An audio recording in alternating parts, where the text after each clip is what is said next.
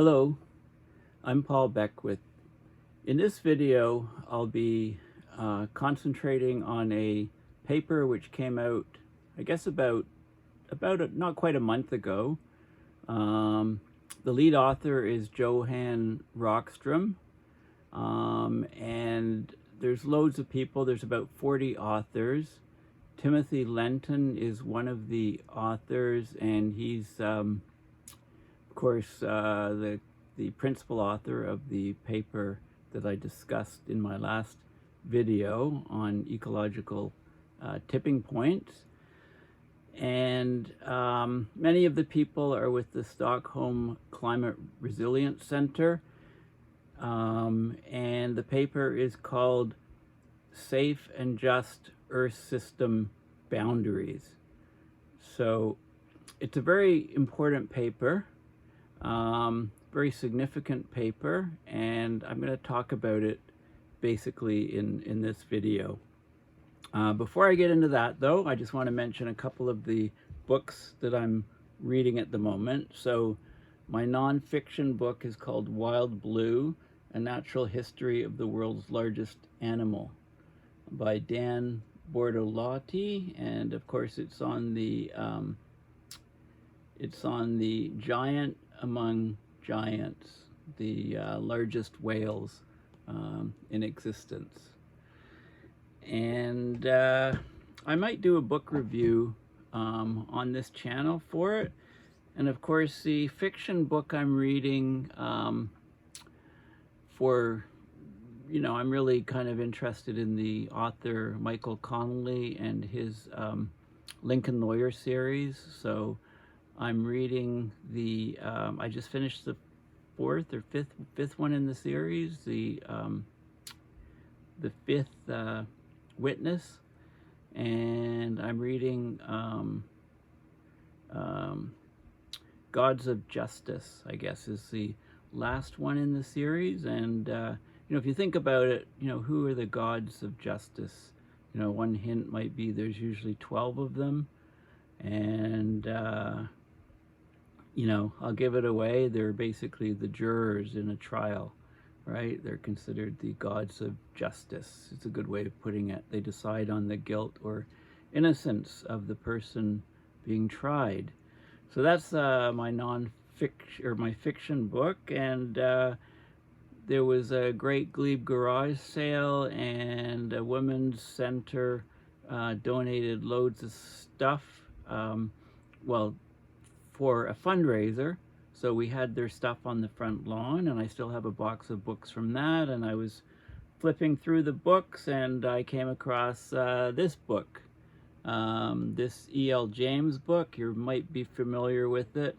It came out about a decade ago. It was a big deal a decade ago. I think it's the second one in the series. So I'm just just picked it up and started reading it. So the Michael Connolly fiction, I haven't finished. It may have to wait a little bit. So a little bit of escapism, right? It's always good. Okay, so let's talk about safe and just Earth system boundaries. So this is the peer-reviewed paper. Before I get into the paper, I'm going to talk a little bit about who's producing this sort of paper. So there's a group called the Global Commons Alliance.org, a plan for the planet. So you've got very good graphics. It's very well produced. Climate, water, biodiversity, ocean, and land. So there's a lot of good stuff. If you've never gone to their website, check it out, globalcommonsalliance.org. And part of it is the Earth Commission, which looks at the science. So it's a team of leading natural and social scientists pioneering a first of its kind scientific framework defining safe and just boundaries for people and the planet. There's a science-based targets network, a collaboration of global nonprofits, trying to get targets set for companies and cities. Earth headquarters is the megaphone. It's the media or media platform supporting the work of the Global Commons Alliance. There's a system change lab, how people need to shift, and the accountability accelerator, working with 100 organizations with expertise in data and standard setting to try to get accountability to hold companies responsible for science-based targets. Okay, so there's lots of work being done to turn the tragedy of the global commons into an opportunity. I like that quote.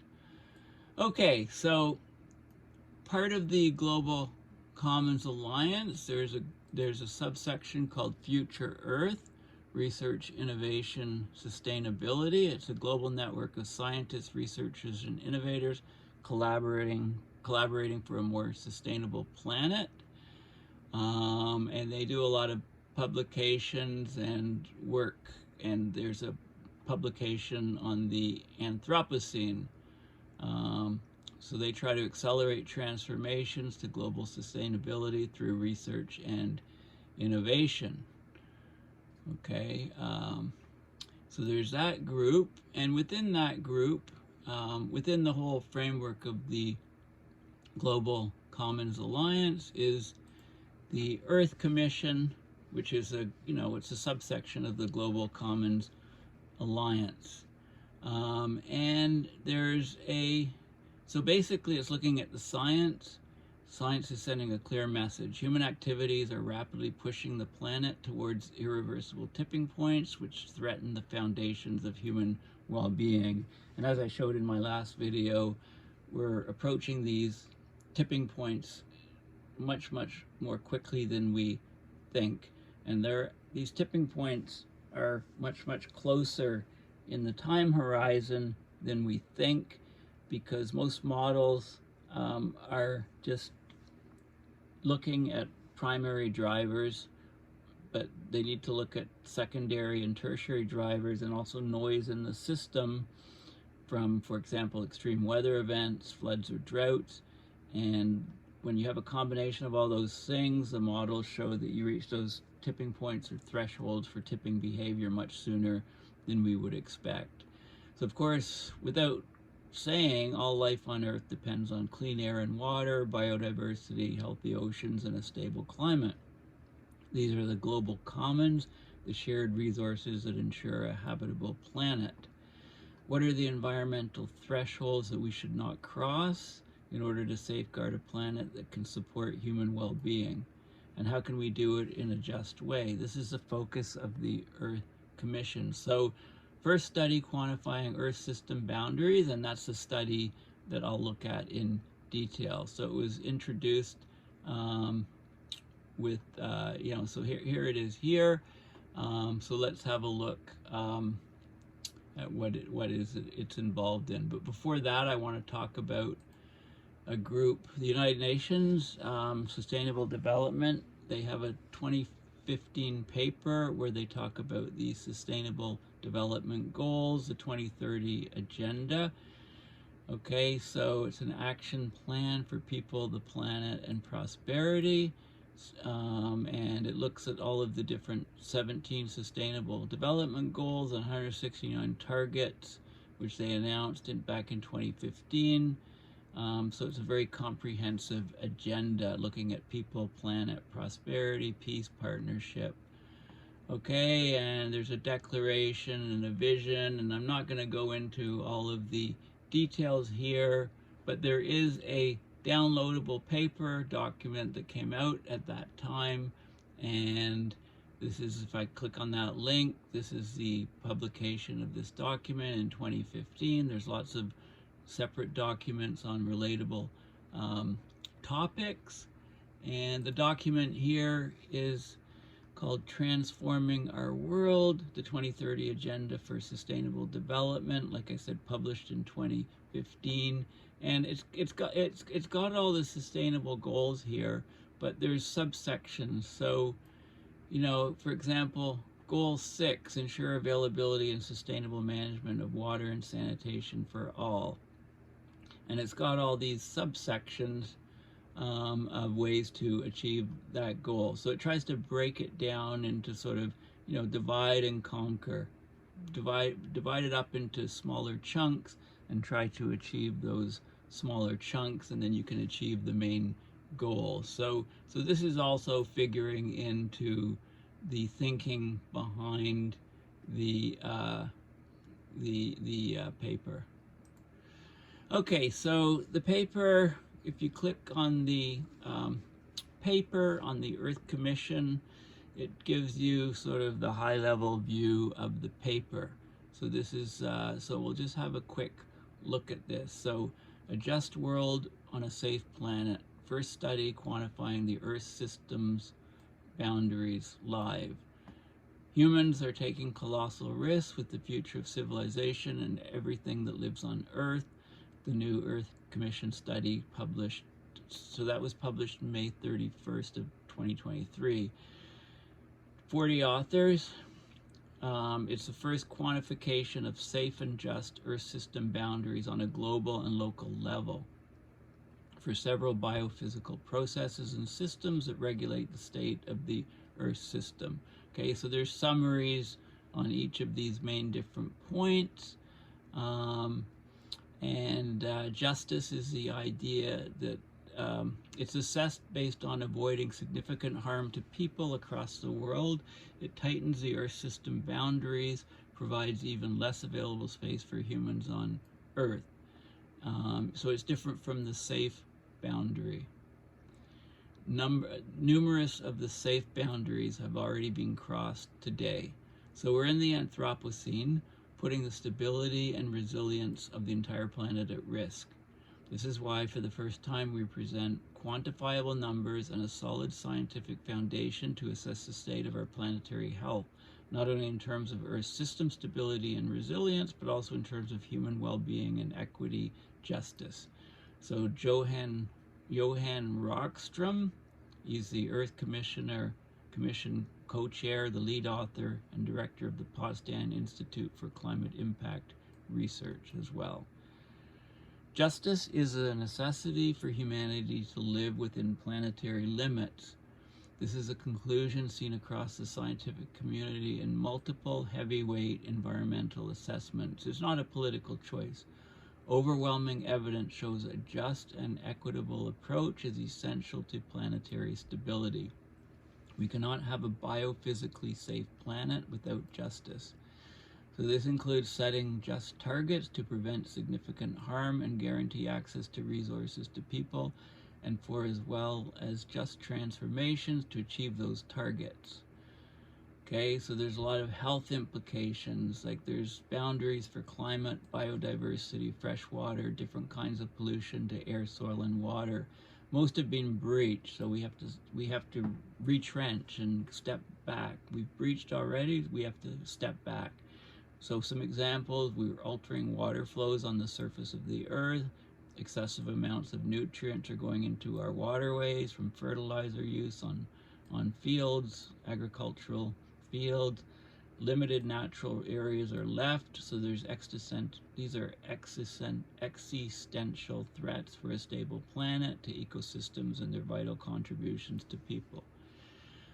Okay, so they looked at 5 analyzed domains, and there's several boundaries on a global and local scale that have already been transgressed.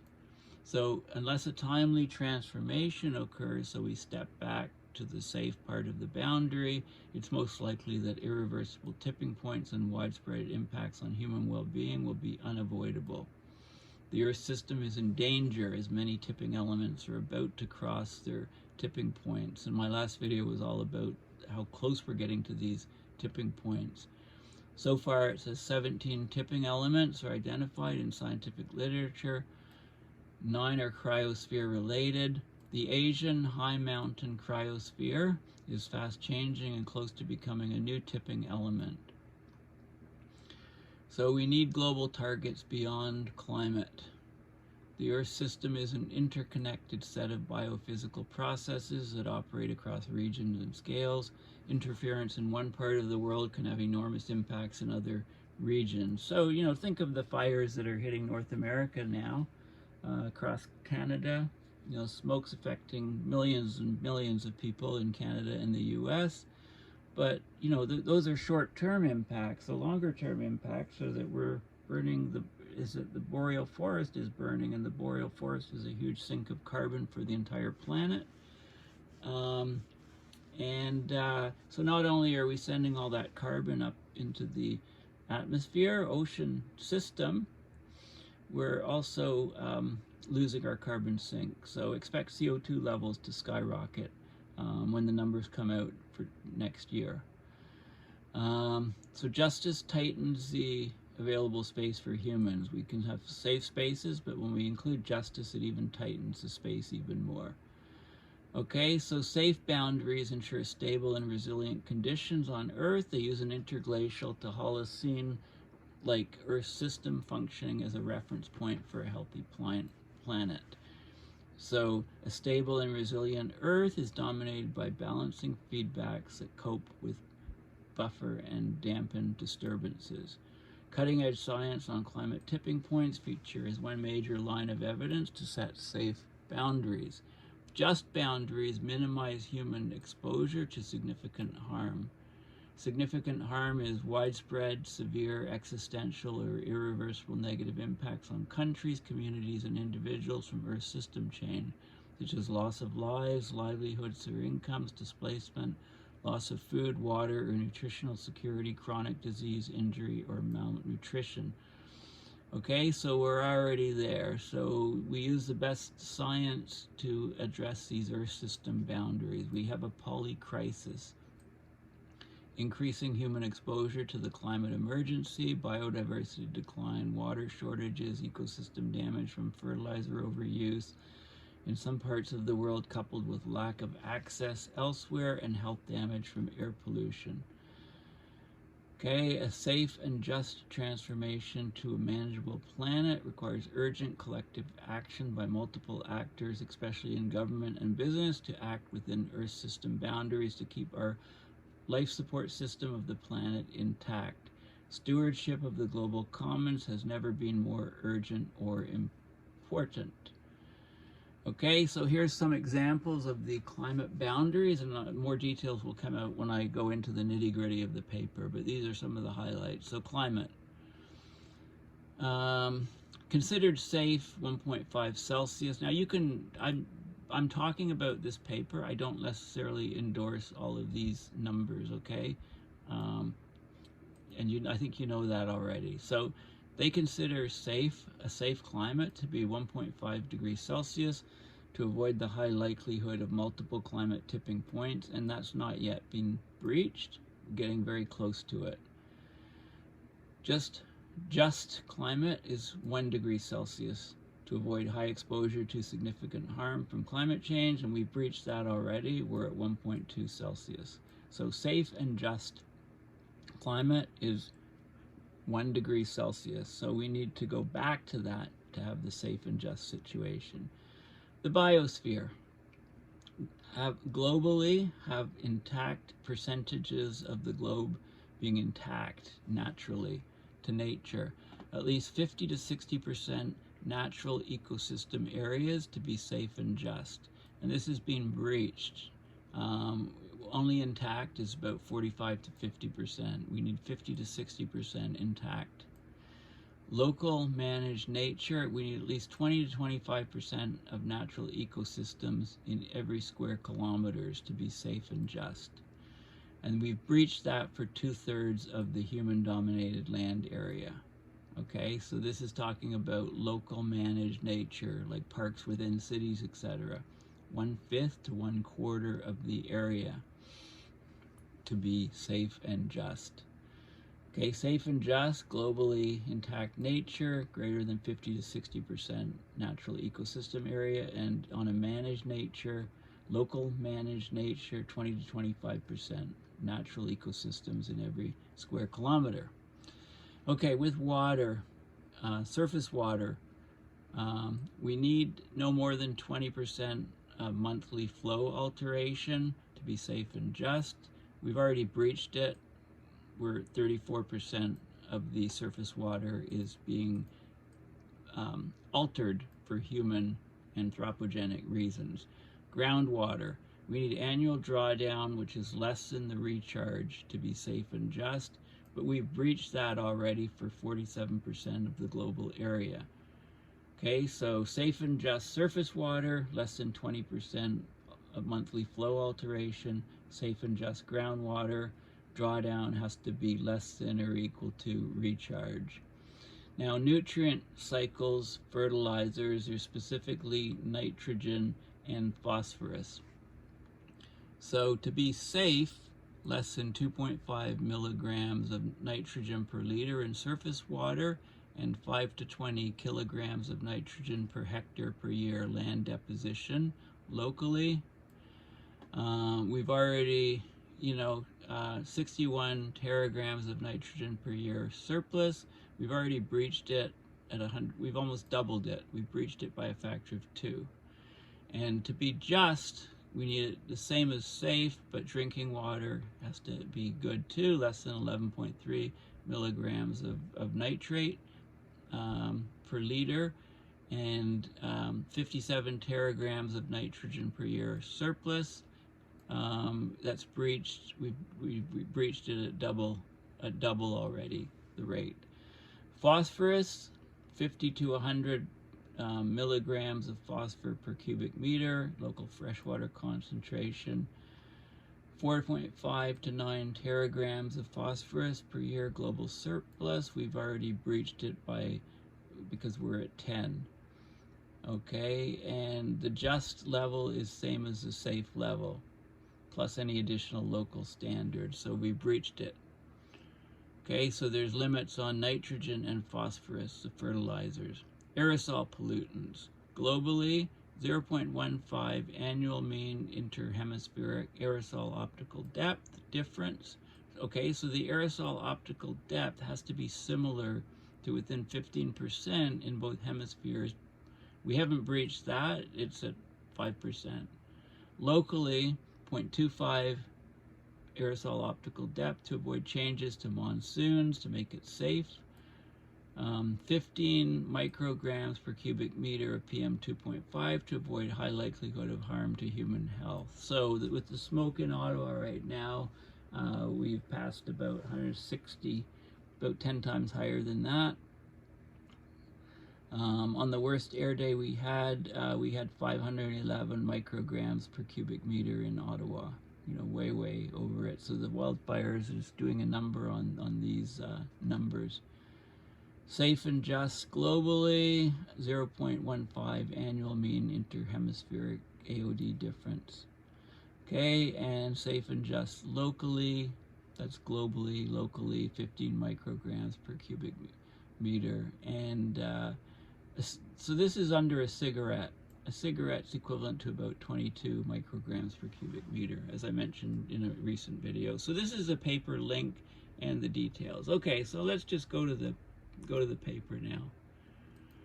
Okay, so this is the paper, and if you click on the link, you get something like this, where you can get additional information. There's links to the references, and there's links to papers that have already, there's links to people and all kinds of information. Okay, so that's a direct link, and then I downloaded the PDF. I should move this over here. So here's the PDF. Okay, so let's talk about this.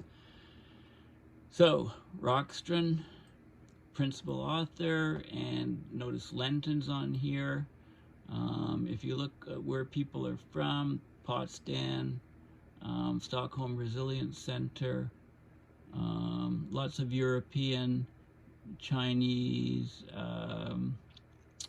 stuff, US. It's basically people all over the world for the most part. So the stability and resilience of the Earth system and human well-being are inseparably linked, right? How do we have human well-being if we don't have a stable, resilient Earth system that we can live in? yet their interdependencies are generally under-recognized, so they're often treated independently. So here we use modeling and literature assessment to quantify safe and just Earth system boundaries, ESBs, for climate, the biosphere, water, nutrient cycles, and aerosols at both global and subglobal or local scales. We propose Earth system boundaries for maintaining the resilience and stability of the Earth system. So in other words, safe ESBs, safe Earth system boundaries, and minimizing exposure to significant harm to humans from Earth system change. This is a necessary but not sufficient condition for justice. The stricter of the safe or just boundaries sets the integrated, safe, and just Earth system boundaries. Justice considerations constrain the Earth system boundaries more than safety considerations for climate and atmospheric aerosol loading.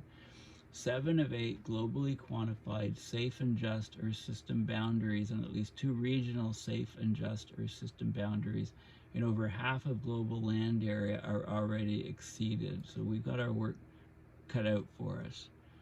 You know, how do we safeguard the global commons? I mean, it's this type of work that needs to be done to figure out if we can do that. So, of course, humanity is well into the Anthropocene, the proposed new geological epoch where human pressures have put Earth's system on a trajectory moving rapidly away from the stable Holocene state of the past 12,000 years, which is really the only state of the Earth system that we have evidence of being able to support the world as we know it. These rapid changes to the Earth system undermine critical life support systems and with significant societal impacts already felt, could lead to triggering tipping points that irreversibly destabilize the Earth system. So these changes are driven by social and economic systems run on unsustainable resource extraction and consumption. Contributions to Earth's system change and the consequences of its impacts vary greatly among social groups and countries. Given these interdependencies between inclusive human development and a stable and resilient Earth system, an assessment of safe and just boundaries is required that accounts for Earth system resilience and human well-being in an integrated framework. So they propose a set of safe and just Earth system boundaries for climate, the biosphere, freshwater, nutrients, and air pollution at global and subglobal scales. Okay, so these domains span the major components of the Earth system, which are, of course, the atmosphere, the hydrosphere, the geosphere, the biosphere, and the cryosphere. So this is all the water on the planet, oceans, rivers, groundwater, lakes, etc. Any frozen water is considered separately, but really this is a subset of the hydrosphere. This is any living thing on the Earth, and then the geosphere is land. Okay, it's the physical land, and oceans, not the oceans, are under the hydrosphere. And of course, the processes interlinking them all is the carbon cycle, the water cycle, the nutrient cycles. The global commons underpins the planet's life support system and thereby human well-being on Earth. They have impacts on policy-relevant timescales. They're threatened by human activities, and they could affect Earth system stability and future development globally. Okay, so these Earth system boundaries that they propose are based on existing scholarship, expert judgment, and widely shared norms such as Agenda 2030. And I showed you some info from Agenda 2030. That's the UN Sustainable Development Goals. Okay, so yeah, and then it goes on. So let's just look at the figures. And this is open source. Highly recommend you read it. The 3I justice criteria used to analyze safe ESBs. So remember what the gods of justice are in the courtroom? It's the jurors, right? So, you know, we need gods of justice for the environment. We need almost like jurors for the world, right? And people or countries step outside it, they get tried and legal penalties. The gods of global justice, maybe should call it. Anyway, the 3I is, the first I is interspecies justice and Earth system stability. I really like the way this is put. So interspecies, right? It aims to protect humans, other species, and ecosystems. It rejects human exceptionalism. This is very important, okay? In many domains, interspecies justice could be achieved by maintaining Earth system stability within safe Earth system boundaries. Okay, so think of this topic, interspecies justice. Intergenerational justice is another very important one. This is the relationships and obligations between generations, the young, old, between you, your kids, your grandkids, your grandparents, right? Intergenerational justice, even the justice of people that have not yet been born. Because the legacy of greenhouse gas emissions or ecosystem destruction for youth and future people is very important and needs to be considered. We need to recognize the potential long-term consequences for short-term actions and associated trade-offs and synergies across time. There's two types of intergenerational justice: between past and present, whether actions of past generations have minimized significant harm to current generations, and then between present and future. Okay, so the responsibility of current generations to minimize significant harm to future generations. What about the third, between past and future? You know, that's another type of intergenerational justice, right? But I guess, you know, it's considering the two most obvious ones. And then there's intragenerational justice, not intergenerational, but intragenerational justice. So this is between countries, between communities, and between individuals. It's relationships between present individuals, between states, international, among people of different states, global, and between community members or citizens, communitarian or nationalistic. Intersectional justice considers multiple and overlapping social identities and categories, for example, gender, race, age, class, and health, that underpin inequality, vulnerability, and the capacity to respond. Achieving intragenerational justice means minimizing significant harm caused by one country to another, one community to another, and one individual to another. So, caused by one country to another. So, invading another country is like the worst thing you can do, right? Directly causing harm to another country. Okay, so those are important things. PBs are planetary boundaries. Just defining some acronyms. ESBs, of course, Earth Systems Boundaries. Sustainable Development Goals are the SDGs. Okay, and NSH is no significant harm. Okay, so here's one of the key things. This is proposed, safe, and just, with no significant harm, Earth system boundaries. So we have climate, functional integrity. Okay, so the little Earth is where we are currently with climate. Okay, so this is the 1 degree boundary, this is the 1.5 degree boundary, and we're at 1.2 degrees. We're rapidly approaching the 1.5. And I guess 2 is way out here somewhere. Okay, so the little Earth is where we are currently. Inside here is the safe and just corridor, and the Earth system boundaries. And if it's safe, this is the safe boundary. The just boundary is tighter, the blue, and in some cases they align, and that's in the green.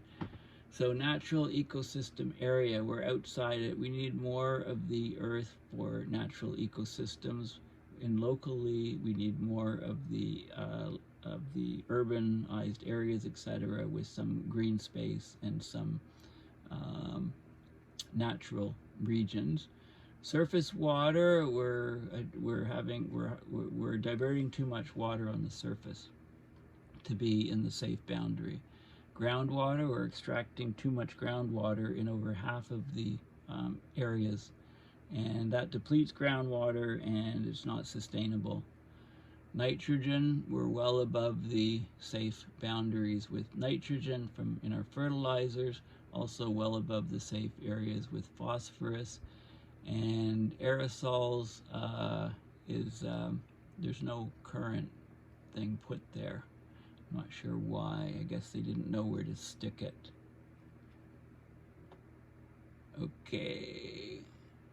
Okay, so those are some of the key findings. Now, how each Earth system boundary is quantified is done in detail, right? So we identify safe Earth system boundaries for warming based on minimizing likelihoods of triggering climate tipping events, maintaining biosphere and cryosphere functions, and accounting for Holocene, which is less than 0.5 to 1 degree Celsius, and previous interglacial, less than 1.5 to 2 Celsius climate variability.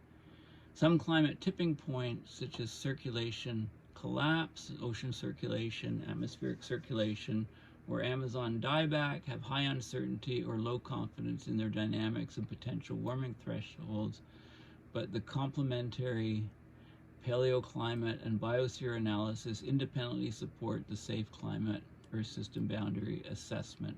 Cryosphere function includes maintaining permafrost in the northern high latitudes, permanent polar ice sheets and mountain glaciers, minimizing sea ice loss. Global warming beyond 1 degree Celsius above pre-industrial levels, which has already been exceeded, right? We're at 1.2. Carries a moderate likelihood of triggering tipping elements such as collapse of the Greenland ice sheet or localized abrupt thawing of the boreal permafrost. Okay, the planetary boundary is 350 parts per million for CO2. That's the safe limit proposed in 1990. Also, the 1 degree Celsius global warming is consistent with the safe limit proposed. Biosphere damage and the risks of global carbon sinks becoming carbon sources, potentially triggering further climate feedbacks, increase substantially as we go to higher temperatures.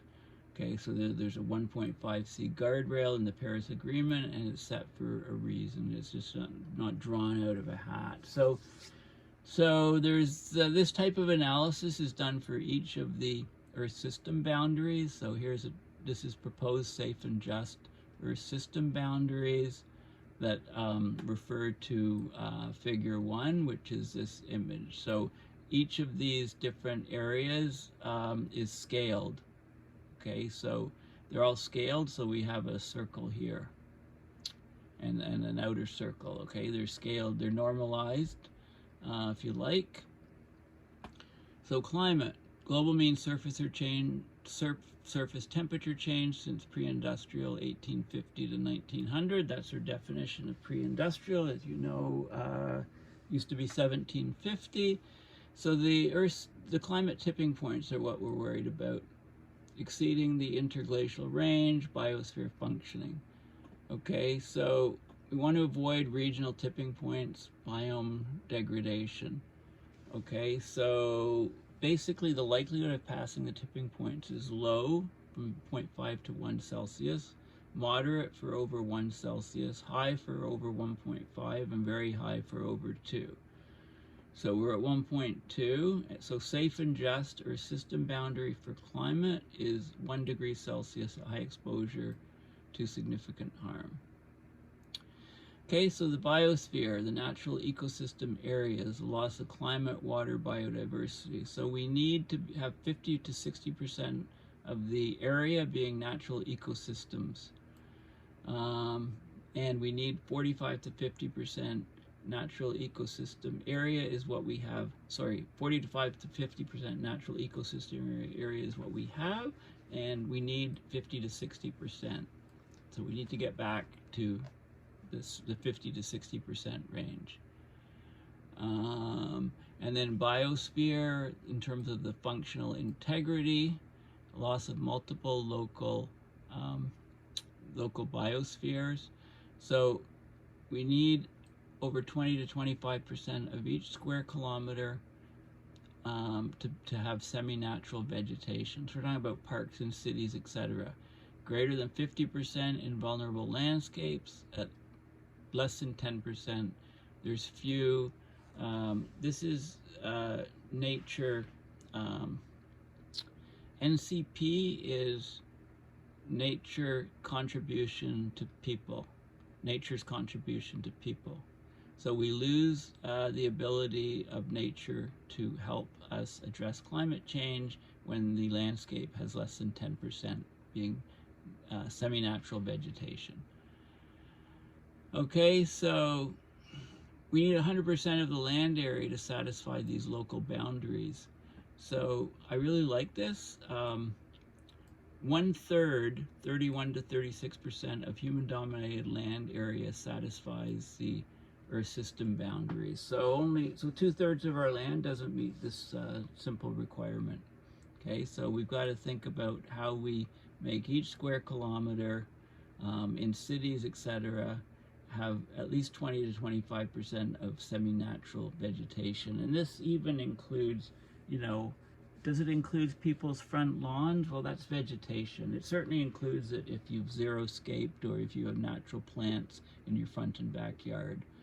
Okay, lawns, they won't function as well, but I mean, it's better than concrete. It's absorbing some CO2. Okay, water surface flows. 66% of global land area satisfies the Earth system boundaries annually. So 34% doesn't. Okay, so we need 100% of the land area to satisfy this local boundary, and that's, we need to divert less, we need to have less than 20% magnitude monthly of surface flow alteration. So water flowing on the surface, we can't mess with more than 20% of it. Got to be under 20%, okay?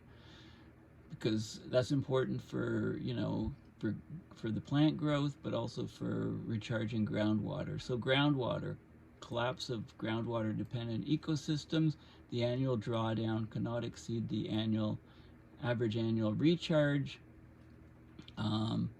53% of global land area satisfies the Earth system boundaries. So 47% of it, it doesn't. We're taking out too much groundwater. We're not getting enough groundwater recharge. 15,700 cubic kilometers per year of water is being drawn down from groundwater annually, and that has to stop. Green water,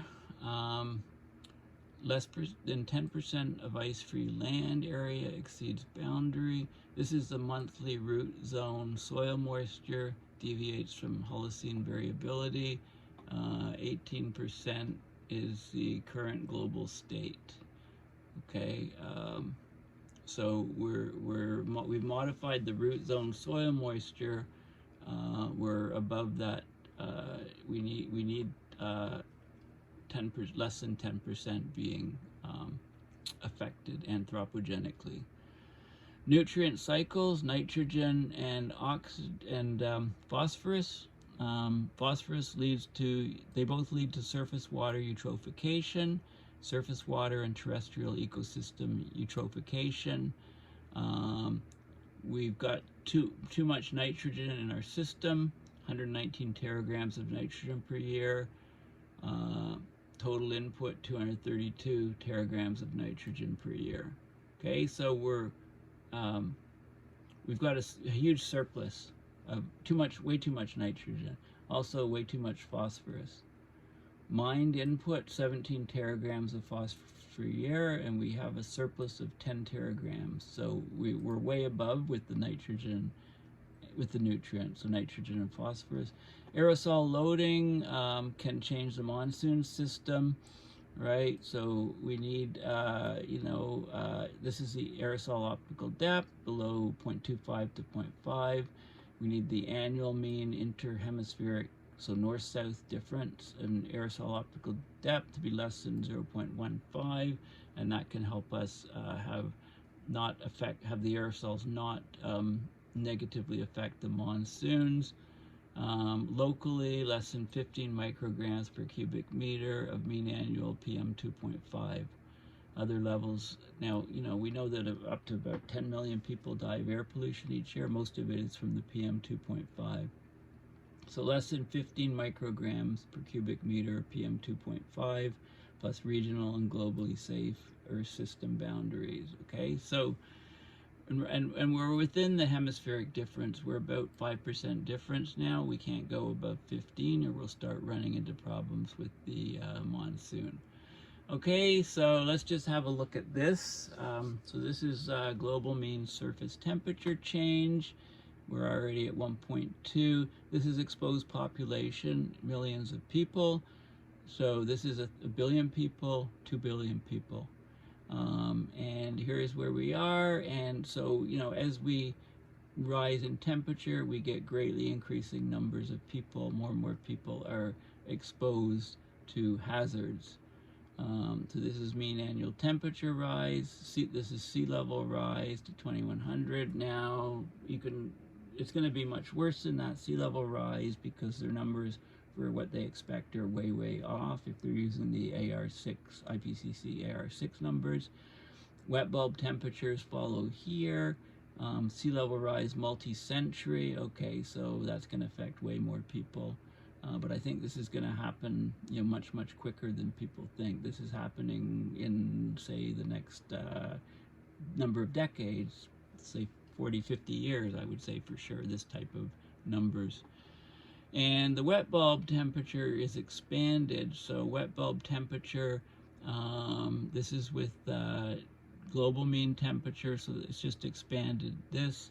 So 1 to 2 Celsius, and you can see you affect, from 75 million people to over 150 million people. The number of people doubled just as from wet bulb temperature exceedances of more than one wet bulb temperature day per year. Wet bulb temperatures of 35 C for an average of at least 1 day per year.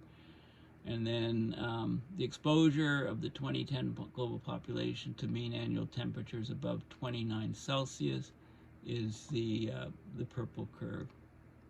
Okay, so that's a problem, huge problem. So, it goes into water, it goes into nutrients, there's a lot of details. This is the number of boundaries transgressed presently. Okay, so 0, very few areas, right? There are some areas. 1 is the lightest yellow. 2 is a darker yellow. There's not too much contrast there, but this is lighter yellow, this is darker yellow, lighter yellow, darker yellow. That's 2 boundaries transgressed.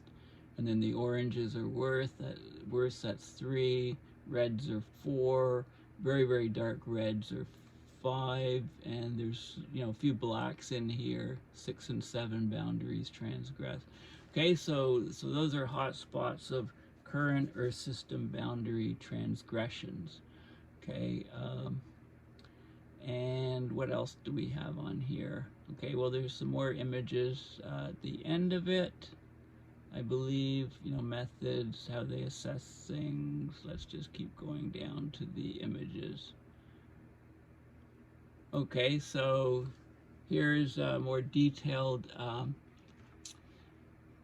circular image showing the red are the safe boundaries, the blue are the just boundaries, tighter, safe and just corridor here. And this is globally this is globally and locally, and you can divide it into globally and into subglobally or locally.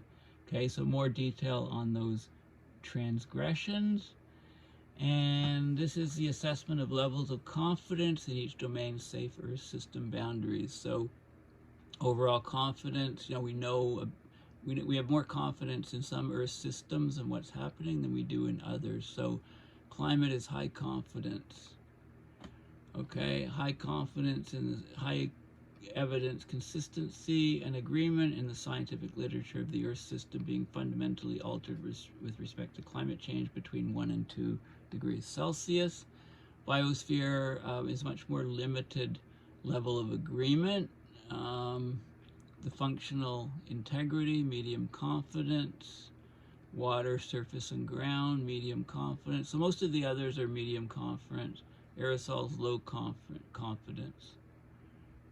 Okay, so basically that's what we have in a nutshell.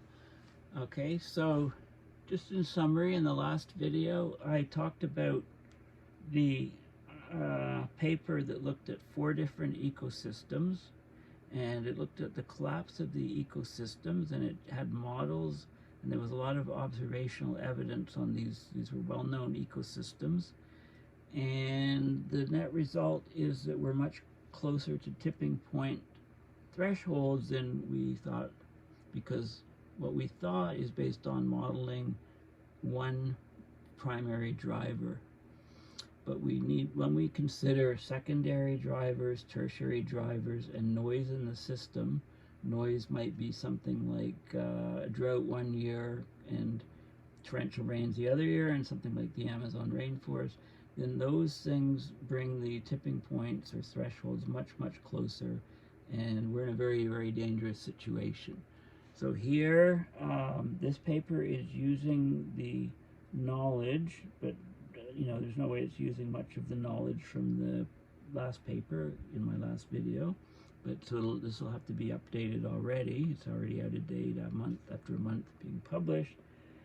But it uses those tipping points to try to come up with safe and just Earth system boundaries. And in most of the cases, we've already surpassed the boundaries. Right, we're already well outside the safe and just corridors, if you like. And we also really need to consider interspecies justice and the Earth system stability, intergenerational justice, and intragenerational justice between countries, communities, and individuals. In order, when we talk about justice, that's what we're really talking about. And, these are details on each of the different domains or state variables, and this is showing the exposed population. So as the stresses get higher and higher, like global mean surface temperature change, you expose more and more millions of people, even billions of people to stresses. I mean, they don't have food stress here, for example, but this is an excellent paper. I mean, it covers an awful lot of things, and there's of course regional differences across the world. These areas with very high population densities are most at risk, and we've already crossed 7 boundaries in some of these regions, and 6 and 5 boundaries, and 4 boundaries, widespread 4 boundaries, 3 boundaries is the orange, and then 2 boundaries. Most of the Earth has crossed some boundaries. There's only a few areas that have not. Okay, so that's the gist of this very important paper. Thanks for listening again. Please consider going to my website, paulbeckwith.net, and donating to my PayPal to support my research and videos. Thanks, and bye for now.